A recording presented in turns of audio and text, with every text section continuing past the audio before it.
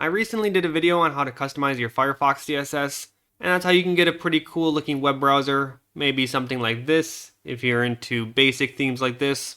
But maybe you're like me and none of the themes out there are really doing it for you.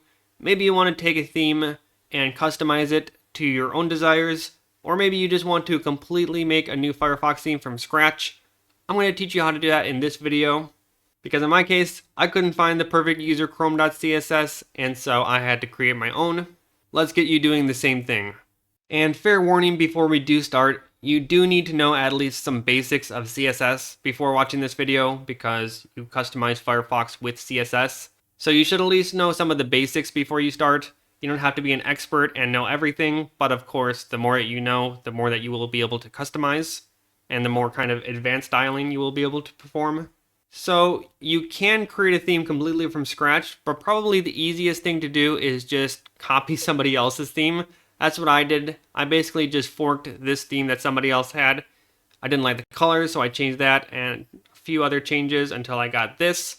And the easiest thing will probably just be to find somebody's theme that looks similar to what you want and then just change it from there. So let's take my theme as a starting point. Maybe you want to modify this theme.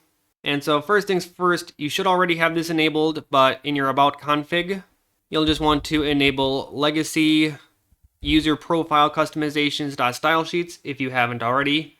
Flick this to true, close this out. And if you watched the last video, then you'll know you can go into about profiles and open up the directory where your profile is stored here. That's going to open up your file manager, and you'll want to go into Chrome and then userChrome.css. If you already have any existing Firefox CSS, it's going to be in here. And let's open this up. This is my theme right here. And so of course you probably know that you can go through here and make some basic changes. Like for example, navbar width right here. If you want to change this to 675 to make the navbar wider, you can do that. But you do have to restart Firefox every time that you want to see the changes that you've made. That's probably going to get really old really fast if you want to make a lot of changes. So a better way to kind of live debug your themes is by opening up your developer tools. That's going to be Control-Shift-I, or just right click and inspect right here. And then you're going to want to click on these dots right here and click settings. Scroll down to the bottom here. And there's going to be a couple of settings that you want to turn on. Enable browser Chrome and add-on debugging toolboxes, and also enable remote debugging. So check those both, close this out. And now you'll want to hit Control-Shift-Alt-I, and whatever the equivalent is on Macs. I don't know what you guys have going on, but it's going to be Control-Shift-Alt-I, mash your fist I. This is going to pop open, and you'll just want to allow this connection. And then we now have an inspect element for your browser. First off, we can go into Style Editor here, and then type in userChrome.css, and then this will be your userChrome.css. And you can now make changes here and see them happen live over here. So for example, let's say that we want to make this 700 pixels instead of what it was before. So we can just come in here, 700, wait a second for it to update, and there it goes. So you can now live preview the changes to make sure that they actually work without reloading your browser every single time. And once you make these changes, you can actually save it right here from the toolbox. There's going to be a little save button right here, or you can just Control-S, and this will write to the file. But let's say that we don't just want to edit our existing style sheet. Let's say we want to add some new changes. Like, for example, we want to remove this bookmarks icon right here. What you can do is you can select this element with this element picker right here. It's going to be this icon right here. So let's click this and then click on the star. And if you've ever worked in developer tools before, this is all going to look very familiar. This is exactly like you would edit CSS on a web page. It's just we're editing the browser. So we have selected this element called star button box, and this is probably what we want to hide, but we can just test this out right here. So let's create a new rule with this plus icon here, and it's going to give us something like star button box, and we can now put in something like display none in order to hide this. And as we can see now, it is completely hidden it. And of course you can do anything that you would with basic CSS here, like you can change the opacity to 0.5 if you wanted to kind of fade out. You can color it if it's an SVG. You can change the width and the height of the box. and do basically anything else that you would imagine. But for now, let's just change this to display none. And do keep in mind that you may have to add the important flag sometimes for it to disappear. I know it's not the best CSS practice to add important flags everywhere, but for a browser style sheet, it's fine. And so if we do this and we confirm that it actually works, okay, we're not getting any issues here. It does seem to be gone completely. So we can now just copy this rule to the style editor, go back to the userChrome.css, and we can add this anywhere you want. Maybe add a little bit of a comment here if you want to remember what this does. Let's say removes bookmarks icon, and then put this down here. And now we can save this, and every time we restart our browser, this will be gone for good. And just like I said, you can do anything that you would in normal CSS in here. So everything will work, even more advanced things like maybe Flexbox and things like media queries. So I have this set up so if the window is less than 1000 pixels, then I will have these stack on top of each other. That is a rule that you can do with this right here. So at media min width 1000, if the window is wider than 1000, use the flex layout. Otherwise, just let them stack on top of each other. And of course, you can write this from scratch, or you can get these ideas from other themes. Like for example, this min width 1000 pixels.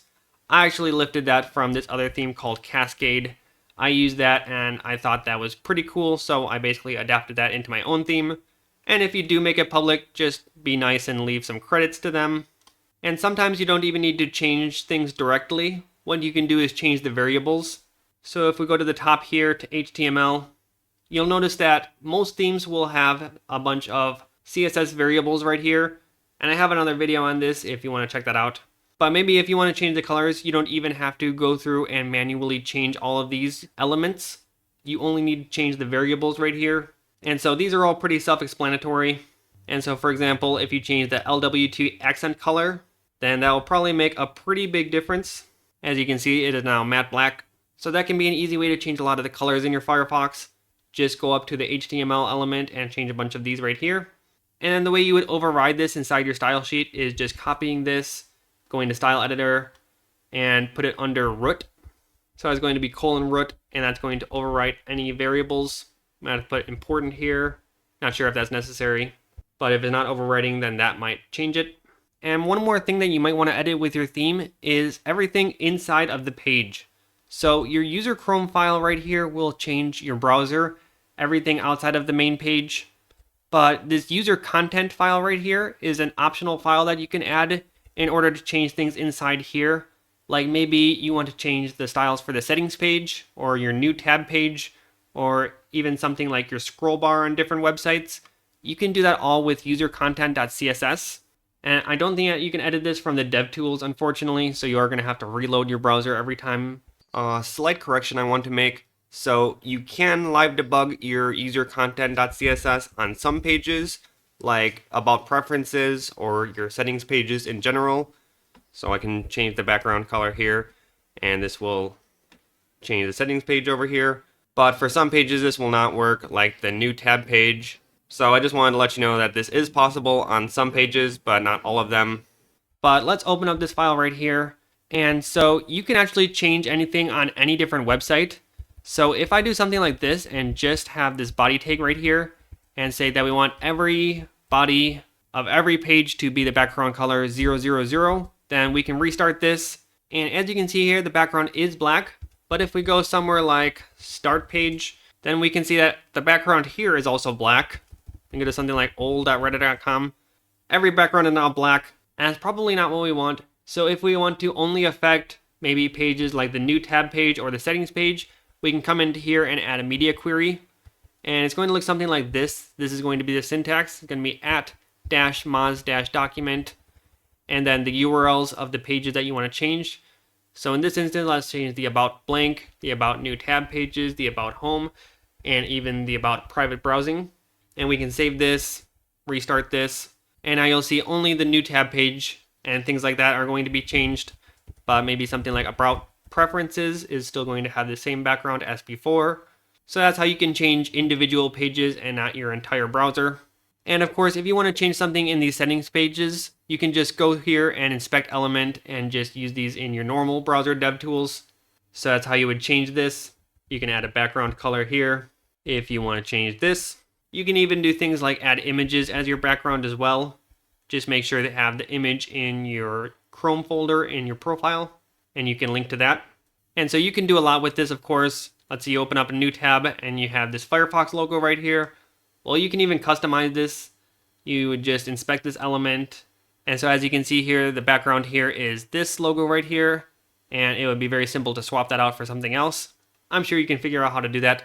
But those are the kinds of things that you can do with userContent.css. But maybe you're not that good at CSS, or you don't want to have to write everything from scratch. And I would recommend checking out a repository like this called Firefox CSS Hacks. And this is basically a bunch of snippets that you can use for your own Firefox CSS. So let's come in here to the Chrome folder. And if you want to put everything on one line, like if you want to have your address bar and your tabs on the same line, but maybe you're not sure how to do that, what you can do here is you can search for something like one line, I think it is. I think this is it. So navbar tabs one-liner. And this is going to be a little snippet here.